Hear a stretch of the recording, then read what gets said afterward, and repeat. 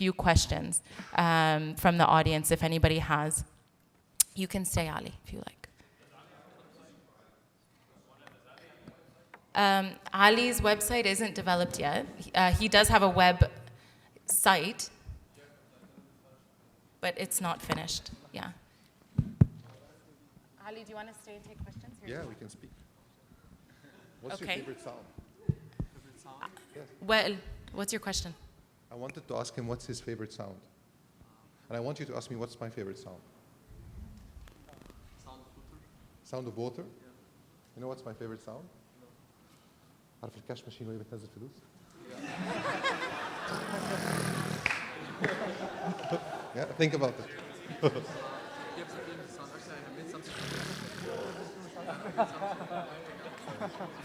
Think about this.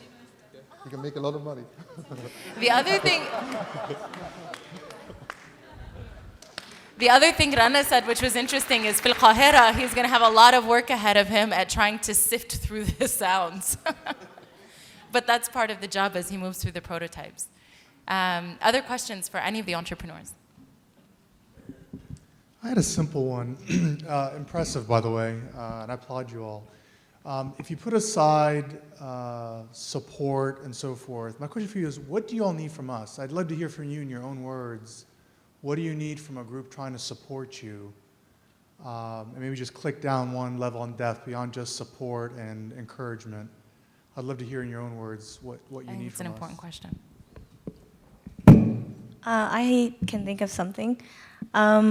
Perhaps if every single one of you follows our news, make sure that you know exactly what we're doing at each stage so that you can help us from your perspective to add to our work. For example, if you have an idea, or if you know someone who can support us financially or has something that they can do, like for example, our model is Helm.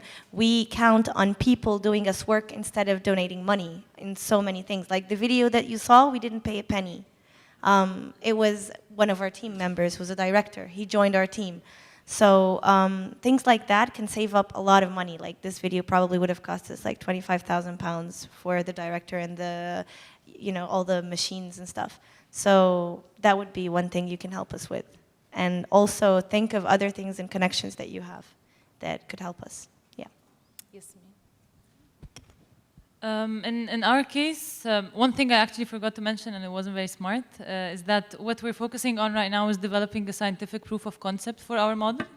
And we're trying to map out the 6 years of elementary, of the national elementary stage with our model so that in the future we can go and approach the Ministry of Education and kind of try and tailor a few things so that our model can be actually scaled nationwide. So for that matter, we would need access to academic or research institutions. We would be very happy to receive PhD students working in the field of education. And we have done this with a few universities around the world where certain people working on certain topics would come, would test things out on the ground, would help us use certain tools.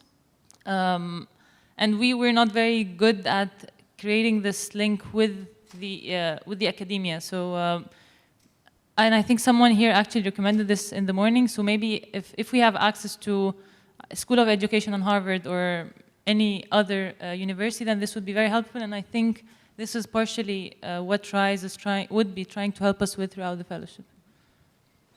I also want to add one more thing relating to that point is the government. In terms of what we're doing needs to be on a much larger scale. So if somebody can help us get the right people to make the right decisions, because yes, the constitution has changed, but to apply it, you need reinforcement. For example, schools kicking children with disabilities out of school because there's no penalty. They can just kick them out. Or having schools without ramps or being ready to accept them. So this is one other thing that we need to push for. So, yeah. In terms of the direct support from the network itself, not the big sort of institutions in Egypt, does anybody else have something that they want to say directly? Yeah. Because what we have here is a very high-level group of experts in various fields. How could you utilize that brain trust, as we say, to further your initiatives? In addition to The proof of concept, of course we need that. We already started a very small think tank, a small initiative. We called it Reinventing School, and Tahrir Academy and Educate Me are members of that. However, this initiative, we actually took the initiative to do that. We actually need a research partner to help us visualize and dig down the details of a new model or a new concept of a school that could be the school of the future. There's a lot of literature on the subject, but nothing that is contextual and relevant to the Egyptian context. So we need a lot of help with that. In addition to that, and this is specific to Tahrir Academy, it's definitely the operational model. We have a huge issue with the fact that we're very keen on keeping our high quality in terms of the design and the delivery of the courses. A lot of people who are more business oriented keep telling us to go down with the quality of the courses because the market does not need such quality as of today.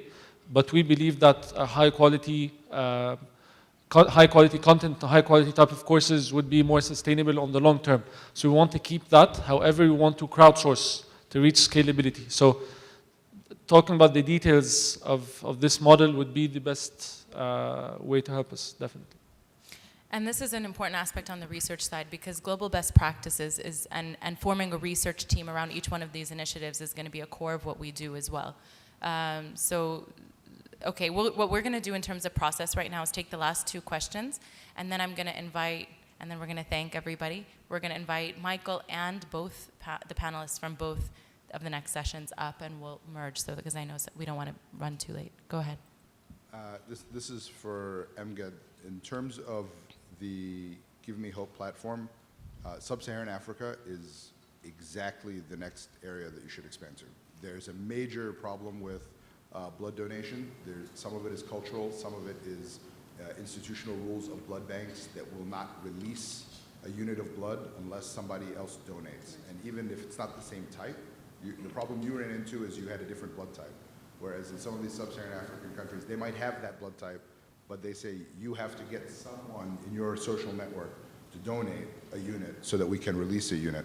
And this type of program would facilitate that tremendously, and would also, I think, make it accessible to the young, healthy, tech-savvy population.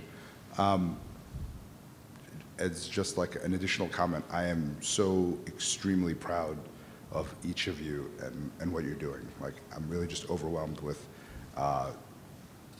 the projects you're focused on, where you've chosen to work, and the fact that you are kind of going to tap an untapped resource in Egypt actually shows just how rich Egypt is, certainly for all of you being up there.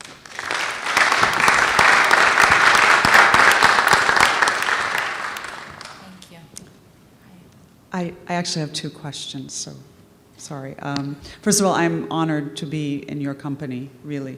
My first question is for Jazur. You are taking the midrib of the palm. Now, palm trees are within that entire belt around the planet Earth. Are there any countries that are doing what you are doing? And if so, have you learned anything from them, or have you improved on anything that they've done? لا، هو مفيش أي حد بيعمل الموضوع ده غير دكتور حامد الموصلي، وإحنا تحتيه هو شغال في الجمعية وإحنا طالعين شركة.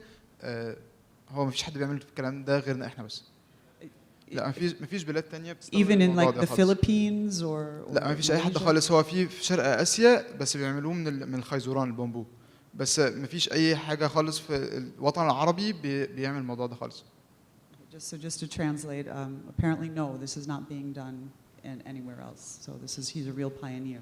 My other question to all of you, to whoever it may apply to, have you experienced any competition in the field that you're pursuing with your social entrepreneurship? And if so, have you found any synergies with any of your competitors?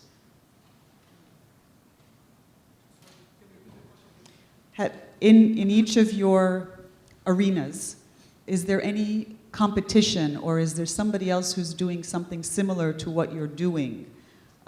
And you're all strictly pioneers. So there's nobody else that does what you do. For us, there are a couple of players. They're focused on other types of content. Some of them are strictly committing to delivering content on the formal curricula. And another player is focused on ثانوية عامة and whatnot. It's actually a for-profit company. And there are a lot of people that are doing content on YouTube. So what we're trying to do is the synergies are mainly with those who voluntarily put content on YouTube. The other two organizations who've been trying didn't really work so far, but hopefully we will. Maybe Recyclabikia do you have anybody who does Sorry. what you do? I would like to add, for us, as I actually said, that we're not competing, we're just completing each other. So there are lots of potential initiatives in Egypt, like 4 or 5, doing this over the social network. What we did is we added another tool of communicating, which is the mobile. So it's not there even on the region. It's not there by the same concept that we build the social one. Actually, in our field, there is no competition from companies, but there is a competition from the illegal scrappers or the brokers. Okay, but you cannot compete with the informal sector. Actually, a lot of startups that are starting in the recycling business are stopped because Egypt has a wide scale of informal sector. You know, if this informal sector is formalized, we will have the highest recycling rates in the world, maybe. We are recycling everything, but totally informal and totally environmental. So we are making them as our business partner. We are collecting from them the electronic waste. We told them to stop burning any electronic waste, and we are buying the electronic waste from them. Actually, the only problem for them that they cannot accept credit. Cash on board. This is the only problem because make the business cash intensive. There's an opportunity for somebody. Yes. Thank you.